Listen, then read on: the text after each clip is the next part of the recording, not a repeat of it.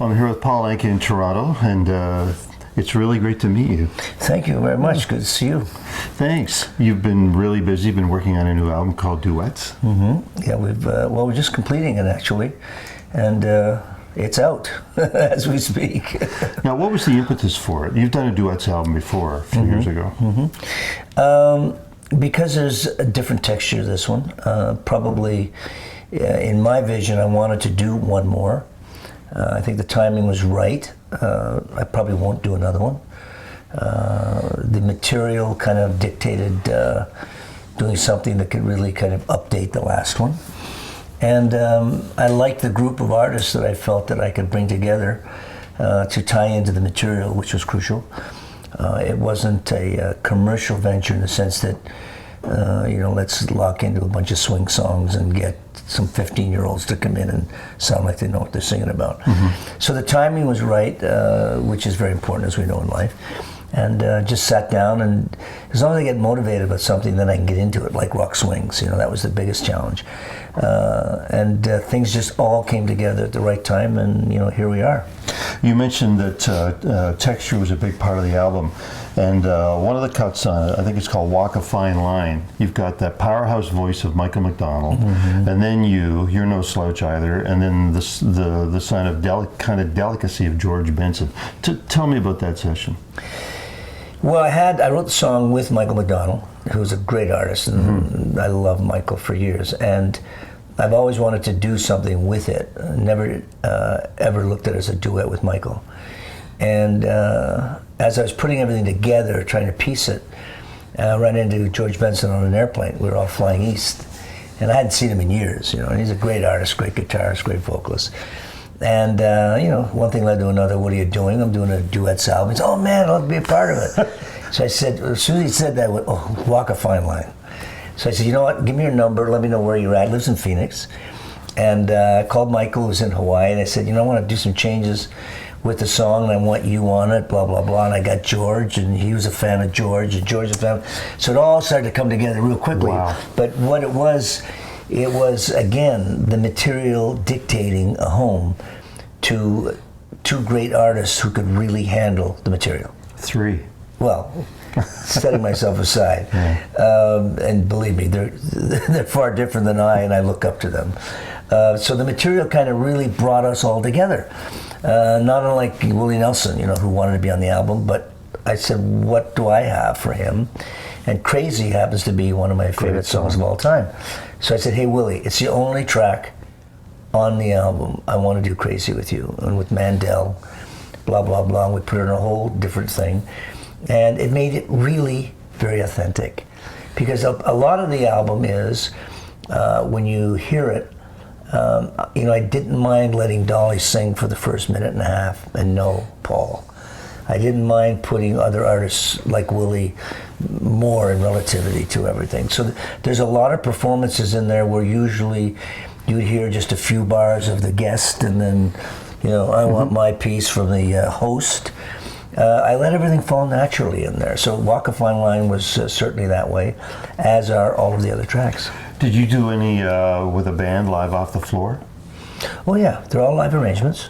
I did some of mine live off the floor, then we'd fiber optic to whoever was somewhere, like Bublé and I talked, and I did everything with the band, and he was in Vancouver. He'd just come back from a long trip, and his wife was in Vancouver maybe for 2 minutes and needed to see her, so we worked that out. But there's a lot of bands today, successful artists, even regular bands, let's say 4-piece band, they never see each other in the studio. They've all got studios at home. They sit and look at each other, and they fiber optically they do their parts, and it works. Just like the computer commercial from a few years ago. Guys started playing bongos in Australia, joined by a bass player in Nigeria, that kind of thing. Yeah, and that's okay, because it is about technology today, and it's great to have somebody there and you're looking at them when the blood is flowing and all that. But you can get that inspired with music, because you're just sitting there going, no, I like that lick, do it this way. You're still feeling the music. So it allowed us to do it. Take it even further, it allowed me to fly Sinatra in. It allowed you to do Sammy Davis. It allowed me to do anyone that unfortunately isn't here. Michael Jackson, same process. Yeah, that song that you wrote, This Is It, is on your album. Yeah, it has a history. written in 1980, and an unfortunate scenario to it because I knew Michael growing up, his family, and he wanted to be on an album I was doing, and we worked together for a couple of weeks. His album came out, took off. He stole the tapes, or somebody took him out of the studio in L.A. And it's fade out, fade in, and he's not here, so it's I don't want to really drag him. But the point of it is, I didn't know that when they took the tapes, that they copied the tapes, and when they went in and found him after he had died, they found what they thought was a new song. And if he hadn't copied the tapes, they found the recorded copy in his drawer, and they said, "Oh, new song, and it's great. We'll name the tour. We'll name a movie after it." I didn't know what they had done. My title was "I Never Heard." They renamed it because of the lyric "This Is It." When it came to my attention, I had no idea what "This Is It" was. And when I finally figured it out, and his lawyers heard from me that it was indeed, and then everybody started shivering and shaking. I said, no. It's okay, we'll make a deal. The point of the story is that I took all that initial work that I did with him in the 80s and flew his voice, technically, with a band, and he sung along with us while the band played, but because of the technology. How did it feel when you were putting that together? One would think eerie or all of that stuff. It really wasn't. It was more of an amazement that we were really experiencing the fact that these people come to life again. Yeah, I was going to say, it's like his spirit captivated you. Yeah, I mean, the one that was probably the most moving for me was Sinatra. Yeah, I was going to say, now your signature song has become one of his signature songs, and here you are, you're putting on duets with Frank Sinatra. And what era Sinatra did you use? Well, it was the 60s. It was his voice. We had evolved into 4-track, 8-track, where we used to be monaural, and that means in some cases earlier on we could only get the band, the singer, in just one tape. What splintered out of that was an 8-track tape where Sinatra was isolated from the band. So I was able to take his vocal from this 8-track, 60s, late 60s, and through technology filter out a lot of noise. Because Frank never liked to sit in a booth or track. He wanted to stand in the middle of the room with the band. That's how he got his thing. And you're lucky if you got 3 takes out of him. What a lot of people know, my way was 1 take. Wow. 1 take, in and out. But he did a lot of homework, a lot of woodshedding. Anyway, we flew that voice. We had a huge symphony-like orchestra. Some of those guys had played with him years ago. And you heard Frank Sinatra through your headphone. Band is playing the arrangement, and the band got up and cheered. He started applauding. It was like he was in the other room singing. So we got Sinatra from the late 60s. We got him when he still had some real substance to his voice. And hearing you talk about this so enthusiastically, this album, Duets, really is an artistic endeavor for you. I just was reading an article about how difficulty cannot be an obstacle, it can be an impetus. And there's a quote from Jack White, who's become quite a prolific writer and I know his musician. work. Yes. And he said that the easier it is to make music, the harder it is to sing. Like it's just, like a lot of people sit in their bedroom or the basement, they fire up a computer and think that they've made music. Yeah, I agree with him. We live in a different day and age. I was telling someone earlier, I get a lot of young people that come to me and I'm a musician, and they whip out a computer and they start, I say, wait, you're not a musician. No, we're not going there. So, yeah, it's kind of frightening today what prevails. Look, it's a sign of the times, and we're never going to stop it because who knows how obsolete today's stuff is. But there's not a huge quantity of great quality stuff. Jack White's a great artist. Bruno Mars. My guy is Michael Bublé. I love Michael. He's going to last, and he's going to be around. So there's good stuff out there, but there's a majority of stuff that's just a little too commercial, and it's all 15 and 14-year-olds that I'm happy for their success, but. Come and see me in a few years. You mentioned Michael Bublé. What's the track on Duets that you did with him? Pennies from Heaven, swing track, Pat Williams. And do you see some of you in him? I mean, he's got that Yeah. swagger, he's got that confidence, and like you said, he's an entertainer, he's going to be around for a long time. Yeah, well, I spent a lot of time with Michael. When he came to me, he was a new and young and eager guy, and nobody really wanted to listen to him. And I raised the initial money, $500,000, because no label wanted him. And only after people saw interest, and then David Foster, another very talented Canadian, once we got involved with him, I was living with the kid. He was there, and he had some of his arrangements were my arrangements. Sinatra gave me. So he'd come to Vegas. He was on stage with me, and he watched and he sponged it. So yeah, he'll admit, there's some stuff that he does that he's seen me do, and that's great. You're always going to learn from someone. The key is that, he is talented, and then somebody needs to be the catalyst to everyone, to that kind of music. Who is around, And the good thing is that he's really handling himself well. He's got a great manager in Bruce Allen. Yeah. And, I don't see them getting derailed from this. It's all there for him, and I'm really proud of him and happy, and he's a friend.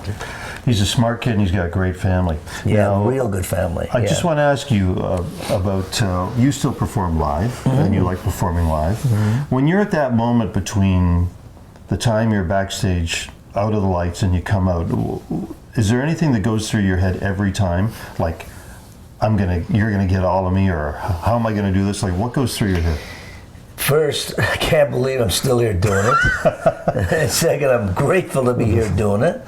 You're not playing to 200 people a night. You come home from China and you play to 8,000 people, and you're in Israel and you play to 10,000 people, and you're in Russia with Putin, and you're still doing it. So that's always my little amusement with myself. Then, what you go through is, because my DNA is, I'm in such a work ethic, that it's all very important that everything be right. I'm hands-on with everything.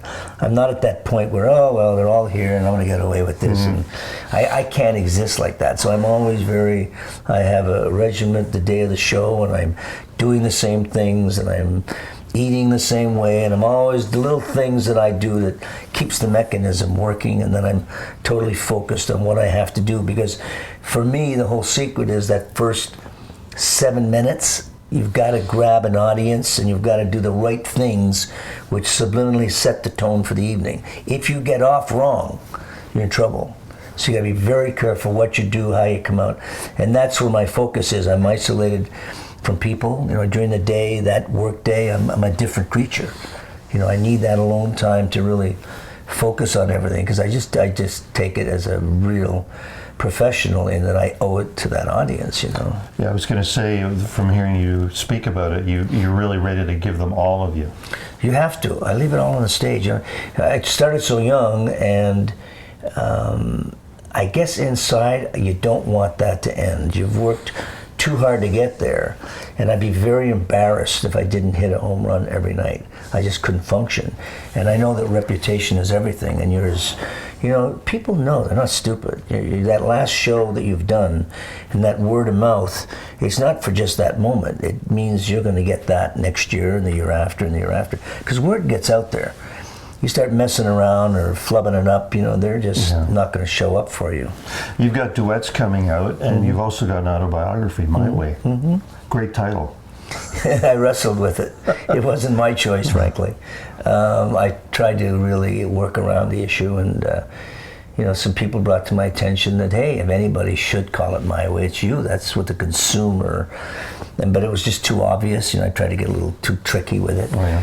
But eventually I capitulated and said, you know what, go with it. And it was fun. It was cathartic. It was a challenge, because I like to write and create. But I started getting into a lot of stuff that normally I wouldn't talk about, and left a lot of stuff out that I didn't want to talk about, but not a lot. And it's not a fluff book, and it's not. And then I wrote. It's about there's some great backstories about experiences that I wrote with the intent that people would find interesting and go, I can't believe in this, like current interviews that I'm doing, they're all picking those little things that are there that they find amusing, or did that really happen? The little thorns. I think the fun thing about interviewing you and getting ready to read your book is about those things that had to do with your performing and writing. that people just don't hear about, like the little flukes and things. Yeah, you hear some of that, but you even hear a lot of detail on, the Vegas days. A lot of this really started. I did this Howard Stern show, and really? This was for Rock Swings, and I wanted to do it, and everybody around me in the record company, oh, he's gonna kill you, bury you. I said, wait a minute, this guy happens to be a good interviewer and he's smart. And I said, he's not gonna be able to talk around me because he doesn't know what I'm gonna talk about. He never lived in that day that I think he's fascinated with. So I went on and I did everything that was the truth from the Mafia days and Frank and the steam room and the girls and the women. And he was like this, And then he canceled the Tits and Ats show that he usually has with the girls where he comes out and he did an extra half hour and people started calling in. And you gotta write a book, this is fascinating. So his audience was telling him this. And he said not only that day, but on Larry King, greatest interview I ever had was with Paul Anka. I know story, blah, blah, blah, blah, blah. Then I got a call from Steve Cohen at St. Martin's, and he had heard of these people calling in saying, you should write a book. He said, would you write a book? And this was, a few years ago. And I said, well, I got to wait for a couple of people to die, and then I'll let you know. Well, they're dead. But I finally signed with him, and I said, look, I don't want any schedule. When I'm done, I'm done. And it's taken a good 3 years. 4 years. Will there be another volume? I don't know. Now, let's see. I get the feeling there will. No, let's see what happens with this. If it's not going to please me and it doesn't, go beyond the same old, I wouldn't do it. I mean, I like to write, but I'm not even there yet. I have no idea to entertain that. I mean, I know there'll be more music and there'll be, other creative things, but this was a lot of work. Forget about it being cathartic. I mean, you're going through files and warehouses and pictures and authenticating and dates and da-da-da-da-da-da-da. But it came out well, and we'll see. There's good reaction to it. Are you happy with the way Duets has turned out? Yeah. I mean, I don't put anything else. I'm happy with it. We put so much into it. It's not really I. What it is I got a great team of people, and I got some great artists on there, and everybody involved is very talented. It's like Rock Swings, when I started entertaining doing that, I knew that the critics would be all over me. So I put all the money in the production and the quality and all of that. And that's what's in this, it's got a lot of integrity to it. Yeah, I'm very happy with some great performances. I mean, you hear Leon Russell. I mean, it's just... I was gonna say that including him was a real eye-opener for me. I mean, from that studio band in the 60s, the Wrecking Crew he was in, to playing with Joe Cocker and some of the songs he's written, he's why don't we hear more of him? He's not well. The guy's got a lot of problems, unfortunately, health-wise, financially. I credit Elton John. Elton John is the guy that really kind of put him back in the forefront in a sense, because like myself, he's a fan of his, and he literally found him and loved what you and I loved about him and helped him out, with the last album. And I saw the documentary on it and I said, wow, there he is, where's he been? And wrote the song for him, especially for him. It was on his album. It's on a current album that's coming out. And then I just rolled it over into my album, but because I'm such a big fan. But just to hear him on that track, these are great talents, these people. Willie Nelson, Dolly Parton. I mean, they've Patti done LaBelle. They've done the journey. They are where they are because of the mileage. I want to thank you for taking the time. Pleasure. I know you've got a crazy schedule. Looking forward to hearing the album, more of it, and especially seeing you live again. Thank you very much. It's good to see you. Thanks a lot, Paul Anka. Appreciate it.